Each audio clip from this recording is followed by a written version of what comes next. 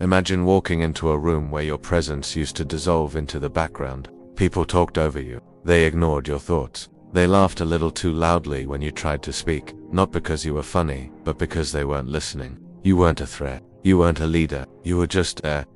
Now imagine that same room 30 days from today. You open the door, and without saying a word, something shifts. Conversations soften, heads turn. People notice before you even take your seat. They don't fully understand why, but they feel it. A gravity that wasn't there before. A calm presence that pulls the entire room into alignment. That's what Machiavelli meant by power, not volume, not dominance, not titles, but presence earned, not announced. And that's where your transformation begins. Most people try to change how others see them by forcing confidence, faking dominance, or demanding respect. But leadership doesn't come from performing power. It comes from withdrawing the need for recognition. That's the first paradox of influence. When you stop chasing validation, people start seeking yours. So day one begins with the first law of transformation, withdrawal. Starting today, you step out of the role people assign to you. Every social circle has a hierarchy. Some speak to prove themselves. Some speak to entertain, and then there are those rare few observers who let silence do the work. Your goal is to become the third kind. This means you stop reacting instantly. When someone tries to provoke you, let their words hang unanswered. When someone looks at you for a quick nod of approval, breathe before responding. Every pause rewires their perception, because silence in power dynamics is not emptiness, it's control. Take one full day and track how often you seek approval, how often you adjust your tone to fit the room, how often you laugh when something isn't funny, how often you explain yourself when no explanation is needed. Every one of those moments is a tiny surrender of power. As you remove them, something else begins to appear in their place. Psychological gravity, the kind that makes people curious, cautious, attentive, not because you're acting differently, but because you're finally operating from a center instead of from need. This is how presence is born from restraint, not force. And tomorrow you'll learn how to study the terrain around you like a strategist, not a participant. But before we move on, ask yourself one question.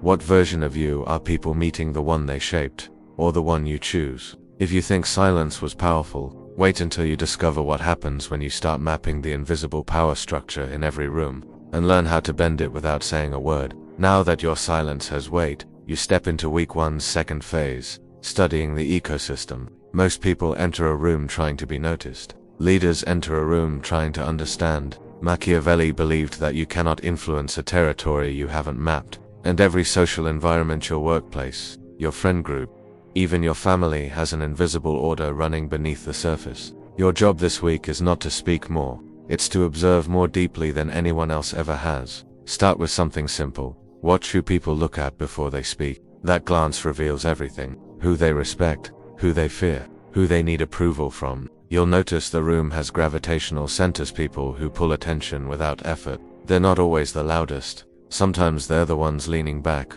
watching quietly. Power rarely announces itself. It invites attention instead of demanding it. Then go deeper. Notice interruptions. Who interrupts whom? Who never gets interrupted? Interruptions are a direct measure of perceived authority. Next, study emotional cues. Whose jokes land even when they aren't funny? Whose ideas are adopted even when they're vague? Who gets dismissed with a smile? You are mapping the psychology of the room, not to exploit it, but to rise above it. During days 2 to 4, your presence should be minimal, almost ghost-like, not withdrawn, but selectively engaged. You aren't avoiding the group, you're absorbing it. And while you observe, you begin your physical training in stillness. This isn't spiritual, this is strategy. Stillness signals authority in ways words never can.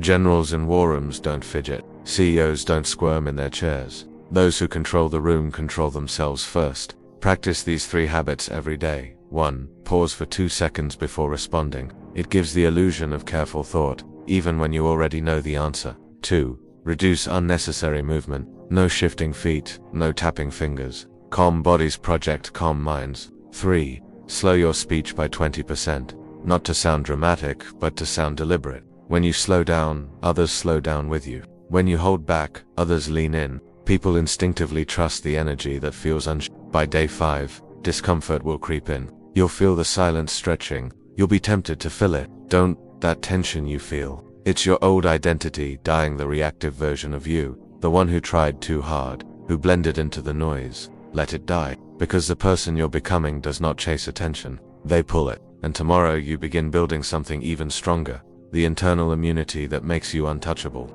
You've learned to hold your silence and read any room. Now you'll learn how to stay emotionally unshakable so no insult, no pressure, no manipulation can ever pull you off center again. By now, you've learned to observe without reacting, to occupy space without chasing attention, but presence alone isn't enough. To become someone others instinctively follow, you must develop something rare: emotional immunity. Because here's the truth, people test those who show signs of rising. They poke, prod, joke, provoke just to see if you'll crack. And most people fail the test. They get offended, they get defensive, they explain themselves, they reveal their emotions to anyone who presses the right button. A leader cannot be that predictable. Machiavelli understood this deeply. He wrote that people challenge those who want love, but hesitate before those whose emotions they cannot read. In modern terms, people disrespect what's reactive. People fear what's controlled. So this week, you train the most important leadership muscle, the ability to feel everything, but reveal nothing. Start with this simple technique. Whenever something annoys you, a comment, a tone, a joke, pause and visualize yourself watching the moment from above, as if you're observing a scene, not living inside it. This separates emotion from reaction. It breaks the link between feeling and performance. Ask yourself, is this worth reacting to? Or is this bait? You'll be shocked by how often it's bait. When someone tries to provoke you, they aren't looking for the truth, they're looking for control. Your reaction is the reward. So when you refuse to react, they lose power. They feel uncertain. They don't know what affects you anymore. That uncertainty is your shield. Now, practice the art of neutral acknowledgement. Someone insults you. Give a calm, amused exhale. Someone tries to guilt trip you. Tilt your head slightly. Say nothing. Someone demands a reaction. Raise your eyebrows. Remain silent. Neutral, not cold. Detached, not dismissive. Your goal isn't to appear emotionless. Your goal is to appear unshaken. And the moment you master this, something shifts. People begin adjusting their behavior around you. They become more careful with their words. They choose their tone more thoughtfully. They stop testing you because those tests no longer work. This is what Machiavelli meant by the power of restraint. You show no weakness, but you also show no unnecessary aggression. You absorb pressure without bending. By the end of this week, your internal dialogue changes. You no longer ask, why did they say that? Instead, you ask, why did they think they could? And the answer becomes clear: they can't. Not anymore. Your emotional world becomes your own territory. No one gets access without your permission. And tomorrow, you'll learn how to turn this inner control into outer influence without raising your voice or demanding a thing. Now that nothing and no one can pull you off center, it's time to learn how to position yourself so subtly, so strategically, that people start organizing themselves around you without realizing why. Now that your emotions no longer betray you, you're ready for the next shift, one that separates quiet observers from true leaders. Psychological positioning. This is where people stop seeing you as just another person in the room, and start seeing you as the person the room unconsciously orbits. Not because you asked, not because you impressed them, but because you've become the most stable presence in an unstable world. The first step is mastering visibility control. Most people think being seen all the time makes them relevant, but constant visibility creates one fatal problem: and familiarity destroys authority. So this week, you practice selective presence. Show up less often, but when you do, make your presence intentional. Speak less often, but when you do, make your words deliberate. Engage less often, but when you do, make your engagement meaningful. Machiavelli warned that a leader who reveals himself too frequently becomes ordinary. People need space to miss you for your presence to gain weight. The next step is social contrast. This doesn't require words. It requires behavior. When everyone reacts quickly, you pause. When everyone tries to prove something, you ask questions instead. When others gossip, you stay neutral. When they get flustered, you remain calm. This contrast imprints you into their minds. You become the exception. And in a world addicted to noise, composure becomes dominance. By day 10, you'll begin practicing what I call the Machiavellian response gap. Whenever someone speaks to you, jokes, criticism, praise, a small pause before responding. 2 seconds. Just enough to unsettle their expectations. Just enough to show you are choosing your response, not reacting. People will start reading your silence as thoughtfulness, and reading thoughtfulness as authority. Now comes the heart of positioning: calibrated assertion. Quiet does not mean weak. Stillness does not mean passive. At least once this week, Choose a moment to assert boundaries without apology. Say no calmly, simply, without softening it. Decline something you normally would have accepted. Hold eye contact when someone interrupts you, or stop speaking and wait for them to realize their mistake. These small actions rewire your identity in their minds. You're no longer someone who adapts to others. You're someone they must adapt to, and you'll notice the shift quickly. People begin adjusting their tone around you. They watch your reactions. They wait for your input, not because you demanded it, but because you've earned it through restraint. That's psychological positioning. You've stopped orbiting others. Now they orbit you. But influence isn't about controlling the room. It's about shaping it without effort. And that's what comes next. You've become the calm force others revolve around. Now I'll show you how to guide conversations, decisions, and outcomes without ever appearing dominant. This is where quiet presence turns into real power. You've built the foundation: silence, restraint, emotional control, and psychological presence. Now you enter a phase where leadership stops being internal and starts becoming external. Not through commands, not through authority, but through directional influence, the art of steering outcomes without ever looking like you're trying. Most people try to influence others by speaking more, but true leaders influence by speaking last, and speaking with weight. So this week, your first tactic is mastering the power of scarcity in speech. Scarcity creates value. Value creates attention. Attention creates influence. From today forward, speak only when your words will shift perspective or clarify direction. And when you do speak, end before they expect you to. Most people ruin their impact by over-explaining, piling on words until the message loses sharpness. A leader finishes with impact, not volume. When your point is made, let silence amplify it. Silence is your echo. It continues speaking after you've stopped. Your next tool is mirroring and leading. This technique is subtle but potent. When someone with high energy or high status speaks, you initially match their tone just slightly. Then, gradually, you slow your speech, lower your tone, soften your gestures. Their nervous system will subconsciously follow yours. Within minutes, the person who seemed dominant starts mirroring your rhythm. This is how control transfers without confrontation. Calmness becomes the new tempo of the room, and you are the source. Now we enter one of the most powerful skills in influence: indirect dominance. Direct leadership, telling people what to do, creates resistance. Indirect leadership makes people believe your ideas are their ideas, and people always commit more deeply to what they believe they chose themselves. Here's how indirect dominance works.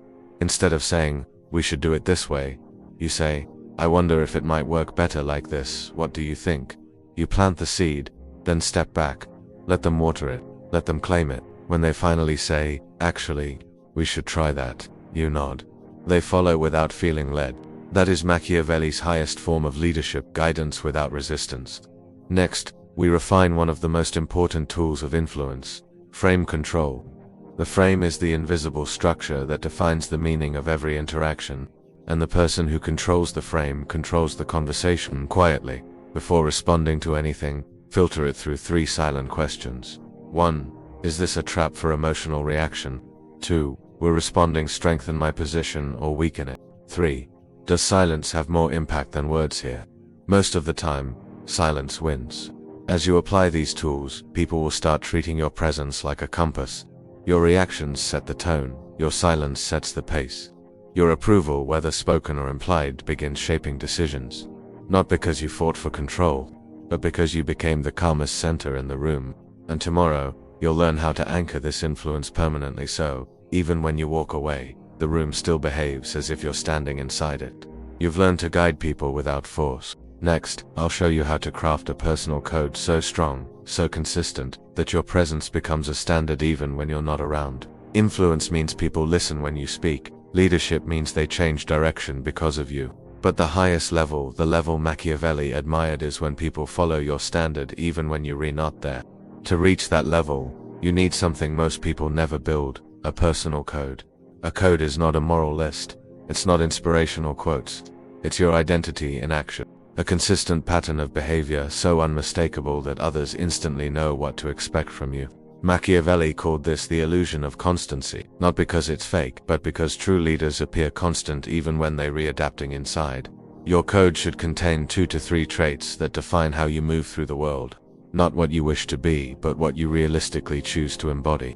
For example, clarity: you speak with precision, composure, You never show panic discipline, you finish what you start. Or, silence before decisions, directness without cruelty, presence without performance. Choose your traits wisely, because from this point on, every move you make must reinforce them. A person with no code is unpredictable. A person with too many traits is inconsistent. But a person with a sharp, minimal code becomes unforgettable. Once your code is defined, the next step is public demonstration. This is where people silently decide, this person is different, and it only takes one moment. Maybe a conflict breaks out and everyone gets flustered, but you stay calm, grounded, unfazed. Maybe a team panics over a problem, but you speak slowly and bring order with a single sentence. Maybe someone tries to embarrass you and you stand still, unshaken, letting their energy collapse. People remember these moments with stunning clarity. Not because you raised your voice, but because you didn't. Now that your code is forming, you must shift from proving yourself to setting standards. A follower asks, what do they think of me? A leader asks, what tone do I want to establish in this space? When you enter a room, the tempo should subtly change. People talk a little slower. They measure their words. They look to you before decisions are made. Not because you demanded authority, but because you represent stability in a chaotic world. To reinforce this, apply the law of minimum energy. Fewer words, calmer gestures, deliberate movement, no wasted emotion. The less energy you leak, the more potent your presence becomes. This combination, your code plus your consistency, creates something rare, a predictable identity rooted in strength. And when people can predict your strength, they trust you with theirs. But there's one final layer to mastery, the art of becoming intriguing without being mysterious. A leader others respect, and quietly fear losing. You've built a code others recognize. Now learn the final transformation, how to create the kind of presence people talk about even when you're gone, and defend even when you don't ask. You've built silence. You've built emotional immunity. You've built presence, contrast, and a personal code. Now you reach the final stage, the transformation from a respected individual into a symbol. This is the point where people don't just follow you. They reference you. They measure their behavior by yours. Your presence becomes a standard, even when you're nowhere near the room.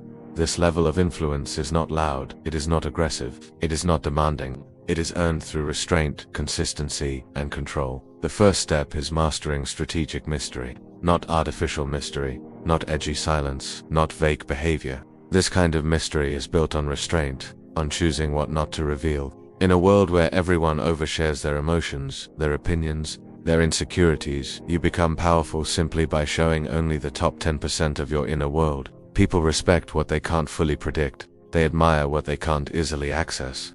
So from today forward, you reveal feelings, but not fragility. You reveal intentions, but not strategies. You reveal values, but not vulnerabilities. You show direction, but not the entire map. This creates emotional gravity. People lean toward what they can't fully read. Next comes reputational anchoring. Your goal is simple. People should speak highly of you when you're not around. But here's the trick. You don't earn that by being nice. You earn it by being consistent. People defend what they trust, and they trust what is stable. So look at your code and refine it. If you are the calm one, never break that. If you are the deliberate one, never rush. If you are the disciplined one, never cut corners. One contradiction destroys more leadership than one mistake. Now you build legacy moments, the scenes people replay in their minds when describing you.